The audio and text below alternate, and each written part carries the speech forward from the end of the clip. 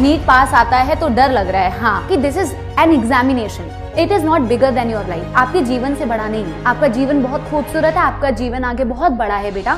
कभी demotivated feel करते हो बेटा, फैमिली से बात किया करो, परिवार से बात किया करो, फैमिली हमेशा आपके पास रहेगी, फैमिली हमेशा आपकी सुनेगी। कि रिवीजन करना कैसे है, प्लान उसकी तैयारी कैसे कर सकते हो आप। तो जो अच्छा प्रिपेयर्ड है उसी पे टाइम लगाओगे, तो जो वीक प्रिपेयर्ड है बेटा उस पे फोकस नहीं कर पाओगे। वीक टॉपिक्स को पहले निकालो। तो एक दो बातें जो मैं आप लोगों से कहना चाहती हूँ बेटा, जनवरी खत्म हो गया है, फरवरी बहुत ही छोटा मंथ है, 29 डेज का है, और फिर आपके पास मार्च है और आपके पास अप्रैल है। आप मेरी बात पहले ध्यान से सुनिए बेटा। कुछ बातें, जैसे जैसे नीट का डेट पास आता है तो बहुत जेन्युइनली बेटा, जेन्युइन फीलिंग है एक स्टूडेंट के बिहाफ पे। अगर मैं सोच के देखूं तो बहुत ही जेन्युइन बात है कि मैम डर लगता है। ऑफ कोर्स बेटा, आपने इतनी टाइम से प्रिपरेशन करी है, हो सकता है किसी का फर्स्ट ड्रॉप हो सकता है, किसी का बेटा 2 ड्रॉप हो सकता है, किसी का 3 ड्रॉप हो, तो डर लगना बहुत ही लाजमी है। डर लगता है बेटा, अच्छी प्रिपरेशन होती है तो भी डर लगता है। ऐसा नहीं है कि प्रिपरेशन अच्छी नहीं है इसलिए डर लग रहा है। कई बार आप बहुत अच्छे से प्रिपेयर करते हैं तो उस वजह से भी डर लगता है। लेकिन मेरा पहला बेटा आप लोगों से ना रिक्वेस्ट ये है कि जो आप लोग जो ये फीलिंग्स आती है ना बेटा मन के अंदर, नेगेटिव फीलिंग्स जो आती है ना, आप लोगों को ना खुद से इंटेंशनली उन फीलिंग्स को डिस्कार्ड करने की कोशिश करनी चाहिए। ऐसा नहीं है बेटा कि आप ही एक ऐसे लोग हो जिनके मन में ऐसी फीलिंग्स आती है। बेटा हो सकता है मेरे को एग्जाम से रिलेटेड नेगेटिव फीलिंग्स नहीं आती हो, बट मेरी भी लाइफ में हो सकता है बेटा कई सारी ऐसी चीजें हैं जिससे मेरे को भी बहुत नेगेटिव फीलिंग आती है। तो मैं भी कोशिश करती हूँ कि मैं ना उन नेगेटिव थॉट्स को सोचूं ना ज्यादा, है ना। कोशिश करनी है, पहली चीज है कोशिश करनी है। कोशिश करनी है कि नेगेटिविटी अपने दिमाग में ना लेके आए बेटा। कोई भी ऐसी चीज, कोई भी ऐसा इंसान जो आपको आपके दिमाग में नेगेटिव थॉट्स डाल रहा है, आप नेगेटिविटी से दूर रहो। इस वक्त आप नेगेटिविटी से दूर रहो, ठीक है।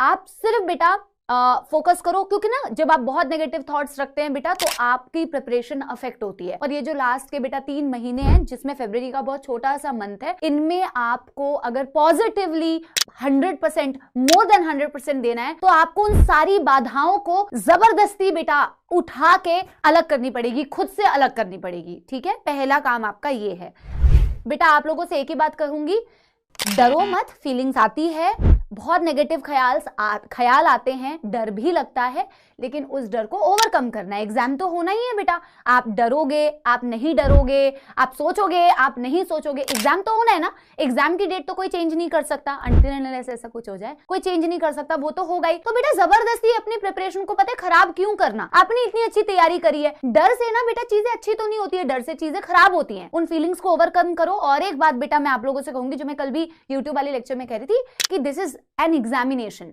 It is not bigger than your life. आपके जीवन से बड़ा नहीं है, आपका जीवन बहुत खूबसूरत है, आपका जीवन आगे बहुत बड़ा है बेटा, और आपके लाइफ में आपके लिए बहुत सारी अपॉर्चुनिटीज हैं। कई बार हमें लगता है, कई बार मुझे भी ये लगता है, कई बार मैं भी बहुत डिमोटिवेटेड फील करती हूँ अपनी लाइफ में, कई बार आप भी बहुत डिमोटिवेटेड फील करेंगे। बट जब मैं बेटा अपनी जर्नी को पीछे देखती हूँ ना, मुझे लगता है मैंने उस वक्त में ना, मेरा नीट का एग्जाम नहीं हुआ, मेरे को बहुत बुरा लग रहा था। मुझे लग रहा था कि यार मेरे सारे फ्रेंड्स मुझसे आगे निकल गए, मैंने अपना 1 साल बर्बाद कर दिया था ड्रॉप करके। मुझे बहुत ऐसे नेगेटिव, मैं मेरे मम्मी पापा को मैंने डिसअपॉइंट कर दिया। बट आज जब मैं देखती हूँ ना कि यार मैंने वहां से अपने आप को ना उठाया और मैंने कॉन्स्टेंटली ये कोशिश की कि मैं वहां से कुछ बेटर करूं, तो मेरे को अपनी जर्नी को देख के ना ये लगता है कि यार ठीक है, कोई बात नहीं, कभी कभी कोई चीज हमारे अकॉर्डिंग नहीं होती है, हमारे फेवर में नहीं होती है, बट इवेंचुअली अगर हम एफर्ट्स करते रहते हैं, मेहनत करते रहते हैं, तो वो एक एग्जामिनेशन था, और उस एग्जामिनेशन से मेरी लाइफ डिसाइड नहीं होती है, वो मेरे जीवन से बड़ा नहीं है, वो मेरे लाइफ से बड़ा नहीं है। कभी डिमोटिवेटेड फील करते हो बेटा, फैमिली से बात किया करो, परिवार से बात किया करो, फैमिली हमेशा आपके पास रहेगी, फैमिली हमेशा आपकी सुनेगी। आप ऐसा कभी मत फील करना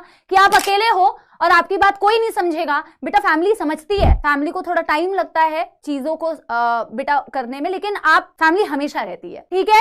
मैंने हमेशा से आपको बेटा डे 1 से कहा है कि अगर आपने सेल्फ स्टडी के लिए टाइम नहीं निकाला ना बेटा, तो मैं आपको कितना भी पढ़ा के चली जाऊं, बॉटनी में रुपेश सर आपको कितना भी पढ़ा दें, और सर और टीचर्स आपको कितना भी पढ़ा दे, बट आप अगर सेल्फ स्टडी नहीं करोगे ना बेटा, तो फिर वो उतना इफेक्टिव प्रिपरेशन नहीं होगा। मैंने एक बच्चे का कॉमेंट पढ़ा था, कल की क्लास में था, कि मैम आप हमें रिविजन शेड्यूल दे दो ताकि हमारा रिवीजन अच्छी तरीके से हो। 5-7 मिनट सुन लो बेटा, ठीक है। ये अभी आस्था का भी आया मैम रिवीजन। बेटा मैं आपको जेन्युइनली ईमानदारी से बेटा, बिना किसी फिल्टर के मैं आपको एक बात बता रही हूँ, मैं आपको रिवीजन प्लानर दे तो दूंगी, बट बेटा आपकी क्लास में अलग अलग वैरायटी के स्टूडेंट्स हैं, किसी के बैकलॉग्स हुए हैं, किसी के नहीं हुए हैं, किसी का कोई टॉपिक स्ट्रॉन्ग है, किसी का कोई टॉपिक वीक है।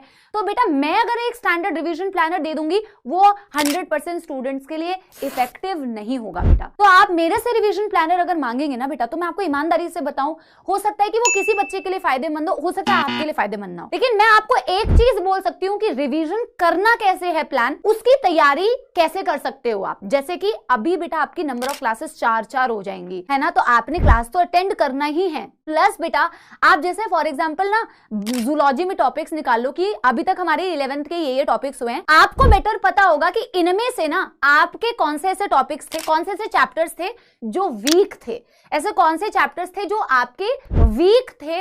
आप उन चैप्टर्स को निकालो कि मेरे जूलॉजी में ये चैप्टर वीक थे, मेरा बॉटनी में ये चैप्टर वीक था। रिवीजन का सबसे पहला बेटा आपका जो वो होना चाहिए वो ये है कि वीक चैप्टर्स को निकालो। और अगर आपको लगता है कि जो हमने बेटा अभी मैं यूट्यूब में आरंभ में पढ़ा रही हूँ तो वो वन शॉट पढ़ा रही हूँ, उसको 2x की स्पीड पे देख डालो या 1.5 की स्पीड पे देख डालो। और या फिर बेटा स्पेसिफिकली कोई टॉपिक वीक है तो आप उस पर्टिकुलर टॉपिक को देखो। तो आपके जो वीक टॉपिक्स है ना, स्ट्रॉन्ग टॉपिक्स को, कई बार मैं देखती हूँ ना बच्चा क्या करता है ना बेटा, जो टॉपिक तुम्हें आता है ना तुम उसी से रिवीजन स्टार्ट करते हो। Breathing and exchange of gases बहुत अच्छे से आता है, तुम उसी से रिवीजन चालू कर देते हो। तो जो अच्छा प्रिपेयर्ड है उसी पे टाइम लगाओगे, तो जो वीक प्रिपेयर्ड है बेटा उस पे फोकस नहीं कर पाओगे। वीक टॉपिक्स को पहले निकालो और वीक टॉपिक्स को पहले कवर करोगे तो कॉन्फिडेंस आएगा। और ये वक्त अगर आपको जितना कॉन्फिडेंस बेटा, अगर आप अपने अंदर में जितना कॉन्फिडेंस आप फील करोगे ना उतना पॉजिटिव थॉट्स आते हैं। तो वीक टॉपिक्स को निकालो, बैकलॉग वाले टॉपिक्स को निकालो, पहले उनको कवर करने की कोशिश करो।